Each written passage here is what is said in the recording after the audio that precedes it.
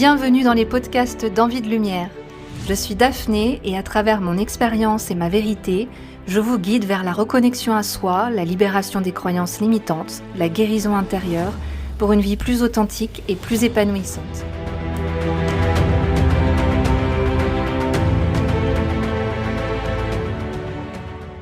Bonjour à tous, merci de me retrouver dans ce 6e et avant-dernier épisode de cette série de podcasts qui a pour sujet se reconnecter à son âme. Quand on entame un réel travail des profondeurs, bien souvent, c'est tout un monde qui disparaît et un autre tout neuf qui se crée, beaucoup plus puissant, lumineux, vibrant, épanouissant, puisque c'est un monde qui tourne autour de notre vérité, qui est connecté à notre source intérieure, un monde où les masques, pour la plupart, ont été brûlés, même s'il reste toujours des angles morts qui ne peuvent apparaître que peu à peu avec le temps, mais la vie nous les fait entrevoir petit à petit, à mesure qu'on se renforce dans sa capacité à se regarder et à mesure qu'on apprend à se connaître. Donc au début on défriche et puis après on peaufine. Alors, il y a d'abord tout cet aspect intérieur qui se consolide, qui est agréable, ça fait du bien, on se sent tout neuf. Et il y a en général un bénéfice qui ressort de tout ce travail, c'est le fait qu'on se met à aimer être seul. On commence à, grandement apprécier sa propre présence et ça devient même beaucoup plus appréciable que bien des liens avec d'autres personnes, parce que la relation avec soi devient grandement qualitative. On découvre, si c'était pas le cas avant, moi ça l'était pas, une solitude bienfaisante, nourrissante, au risque de devenir un petit peu sauvage parce que, commencer à goûter au pouvoir, profondément ressourçant de la relation à soi, c'est assez addictif. Et quand la relation à soi devient qualitative, on a moins besoin des autres pour compenser ce qu'on n'arrive pas à se donner à soi. Donc on guérit, si besoin, tous les soucis de dépendance à l'autre, mais on devient aussi beaucoup plus exigeant. Donc c'est un point, dont il faut parler, dont j'ai envie de parler parce que s'éveiller à sa vérité, ça peut devenir un peu complexe et c'est pour beaucoup de personnes compliqué dans leur rapport au monde, à la société, aux structures, aux institutions, aux autres. Parce que ça met en relief une sensibilité qui est, une sensibilité profonde, émergente, qui n'est pas toujours en adéquation avec le monde extérieur. Clairement, on vit dans un monde qui est coupé de lui-même. Je pense que j'ai pas besoin de rentrer dans les détails, la société qui existe, c'est pas une société qui est mise au service de l'être, du sensible, de l'écoute de soi. On est dans une société qui est dans le rejet et le déni des besoins profonds de l'humain, voilà, c'est ce que je pense. Ne serait-ce que par les rythmes qui sont imposés, voilà, il s'agit pour moi d'un monde qui est mental et qui est déconnecté du sacré, c'est-à-dire de ce qui est naturel, donc des cycles et des processus qui y sont associés. Donc la question qui se pose, c'est comment être soi dans un monde qui n'est pas lui-même? C'est un vrai défi. C'est, le deuxième grand défi, je dirais, le premier étant de se déconstruire et se reconstruire, dans sa maison intérieure.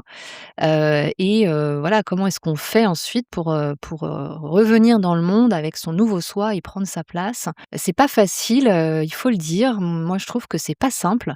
Bon, je vous casse un petit peu le rêve, mais bon, tout le bullshit, que vous pouvez voir sur les réseaux niveau développement personnel, la vie rêvée qui arrive parce que vous êtes aligné et ben, moi, je trouve que c'est pas du tout si simple. Mais ça a tellement plus de sens que ça rend quand même la vie plus belle. Être connecté à soi, ça permet aussi de voir beaucoup plus de beauté et de magie dans tout.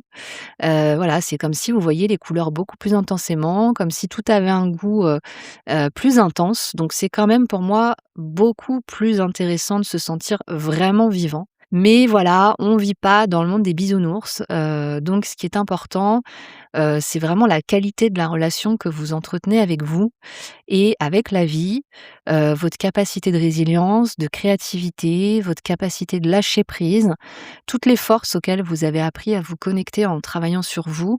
C'est ça qui va vous permettre de prendre votre place et c'est ce qui va faire que vous allez être inspirant et reconnu et surtout beaucoup plus paisible dans le monde, parce que vous allez être concentré sur ce qui est à construire pour vous, sur vos projets et c'est dans l'art de créer de manière qualitative que vous allez trouver votre place parce que vous allez faire des choses qui ont de la vraie valeur et c'est de ça dont on a besoin, dont le monde a besoin et de plus en plus.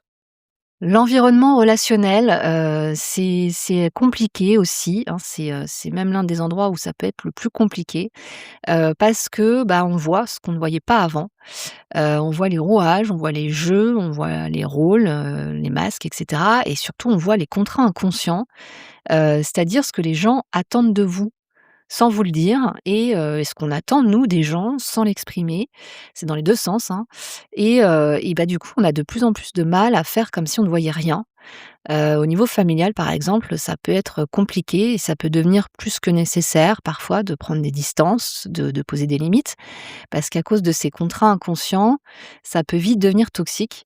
Donc poser ses limites, dans le cadre familial, c'est sans doute le plus gros challenge à dépasser, parce que c'est dans ce contexte qu'on a appris à se soumettre à ces contrats inconscients et que souvent nos proches n'ont pas fait le travail, que nous on a fait, et donc ils sont pas forcément prêts à voir, les règles relationnelles changer.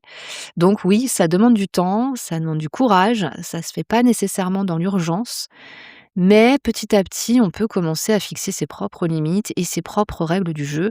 En tout cas, c'est de moins en moins possible de ne pas être soi. Donc on peut passer par une période plus ou moins longue, je dis bien, plus ou moins longue en fonction de sa sensibilité, de grandes solitudes choisies, avant de trouver des personnes qui correspondent à notre authenticité.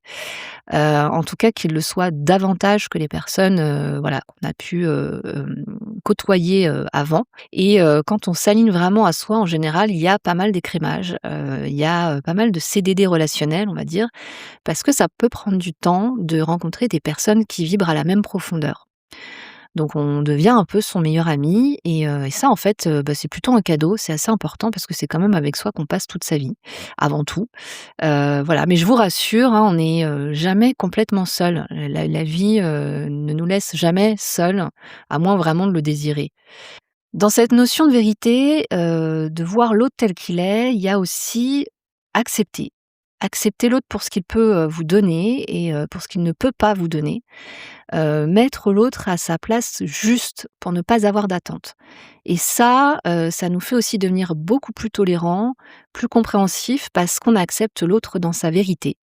Par exemple, quand on travaille beaucoup sur sa blessure de rejet, qu'on intègre notre valeur, parce que c'est ça, hein, la guérison de la blessure de rejet, c'est reconnaître, bah, ce qu'on vaut soi.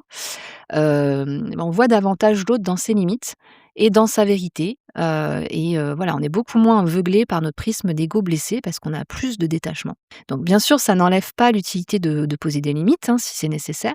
C'est beaucoup plus sain et beaucoup plus simple parce qu'on a moins d'attentes et on s'identifie moins à l'autre. On est voilà, il y a beaucoup plus de détachement, donc on est plus relax sur les réactions des autres. Les attentes, c'est, des besoins qui ne sont pas nourris. Donc savoir ce que l'autre en face peut nourrir comme besoin chez nous et ce qu'il ne peut pas nourrir et l'accepter en respectant nos propres besoins, ça permet vraiment de simplifier, nettement les choses dans les rapports humains. Je dirais qu'à un moment donné, quand on se réaligne relationnellement, on identifie d'abord ses besoins. Donc ses besoins, nos besoins propres, hein, inhérents à nous, à notre équilibre, et puis aussi nos besoins dans la relation à l'autre. On apprend à se connaître, dans ce qu'on désire vivre avec les autres et puis on va dans le monde et on rencontre des gens et on voit s'ils correspondent à nos besoins ou pas et si oui, jusqu'à quel niveau. Et puis on peut du coup interrelationner avec eux à partir du bon endroit. C'est-à-dire que on les prend comme ils sont, dans ce qu'ils nous apportent de bon, en acceptant leurs limites ou alors on les prend pas, voilà. Mais on ne demande pas, on n'exige pas à des personnes de s'adapter à nos besoins, alors que naturellement ils n'en sont pas capables ou n'en ont pas envie. C'est assez flagrant, notamment dans la relation de couple, de voir comment les gens s'accrochent à des personnes qui sont tout bonnement incapables de nourrir leurs besoins, parce qu'ils n'en sont pas là, c'est pas à juger. C'est souvent des personnes qui ne savent déjà pas, comment prendre soin d'elles-mêmes, donc comment pouvoir être réellement présent à l'autre, ça c'est compliqué. Et pour moi, c'est notamment une clé de la dépendance affective.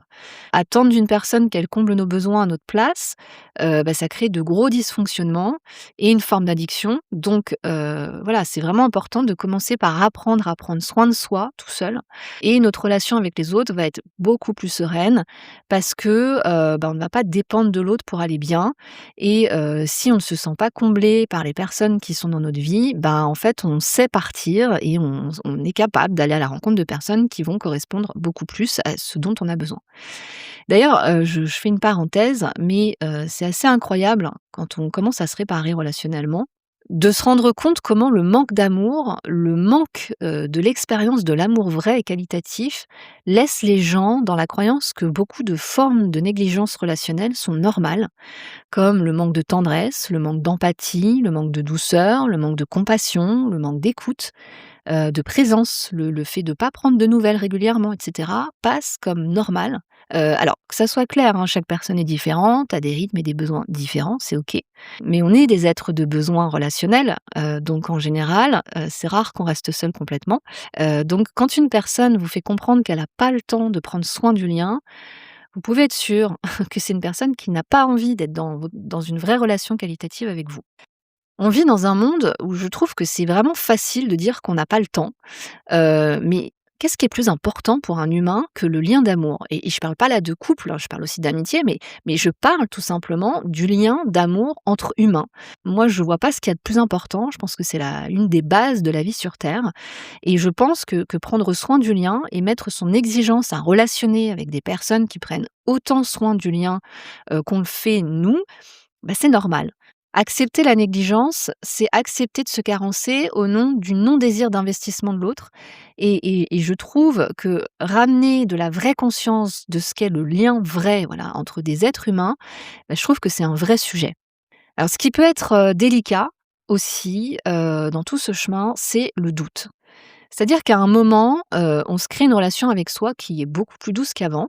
Donc être seul avec soi, être avec soi, ça devient beaucoup plus facile. Mais être totalement soi à l'extérieur, ça reste quelque chose qu'on continue de travailler toujours un peu, parce qu'on est tellement conditionné à donner beaucoup plus de poids, à la perception extérieure de qui on est, qu'à notre propre jugement de valeur sur nous-mêmes. On s'est construit, hein, dans le regard de nos parents, de nos référents et si on n'a pas senti de vrai amour, d'amour inconditionnel pour la personne qu'on est, alors souvent, bah, on continue à aller le chercher à l'extérieur et c'est épuisant parce que c'est aléatoire, et ça peut beaucoup nous fragiliser. Donc ça, il faut aussi du temps pour que le switch se fasse vraiment. Mais en tout cas, voilà, c'est important à un moment donné, d'être conscient de ça parce que le regard que l'autre peut avoir sur nous, même quand on a travaillé sur soi, peut encore être un vrai challenge et apprendre en fait à se valider soi en fait en premier avant d'aller chercher la validation, extérieure, c'est, voilà, quelque chose qui est très important à faire. Au niveau pro, ça peut être aussi un véritable enjeu parce que la notion de gagner de l'argent, c'est un sujet central dans ce monde évidemment et se reconnecter à son vrai soi, pour moi, c'est sortir de la notion de travail. Hein, le mot travail qui vient, du latin, du mot tripalium et qui veut dire objet de torture. Donc bon, voilà, on a le décor qui est bien planté et quand on revient à soi, la notion de travail, comment vous dire? Ça perd un peu son sens. D'ailleurs, même le rythme sociétal, pour moi, n'est pas adapté à l'humain. Je pense qu'on n'est pas fait pour bosser, entre guillemets, 7 heures par jour, 5 jours par semaine, je sais pas combien de semaines par an, on n'est pas fait pour ça, surtout quand on n'aime pas ce qu'on fait. Quand on se reconnecte à soi, on voit bien, hein, qu'on a des rythmes qui évoluent au gré de la journée, au gré des saisons. Voilà, on n'a pas forcément la même disponibilité énergétique toute la journée, ni tous les jours, ni même envie de faire la même chose tout le temps, à part peut-être dormir quand on a passé des années à surmener son système nerveux, parce qu'on a été coupé de soi et qu'on a passé son temps à être stressé et à aller à l'encontre de ce qu'on est. Donc pour moi, le mot travail, c'est peu à peu remplacé par la notion de créer. C'est aussi un grand sujet parce que évidemment, vivre de ce qu'on désire créer, ça ne se fait pas forcément rapidement.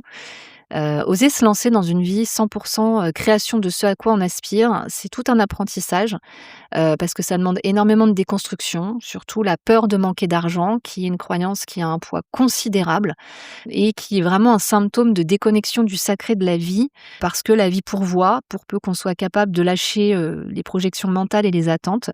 Voilà, ça aussi, c'est un très gros sujet. Quand on a compris que la vie, est un chemin initiatique, on a compris beaucoup de choses et en fait, on se détend.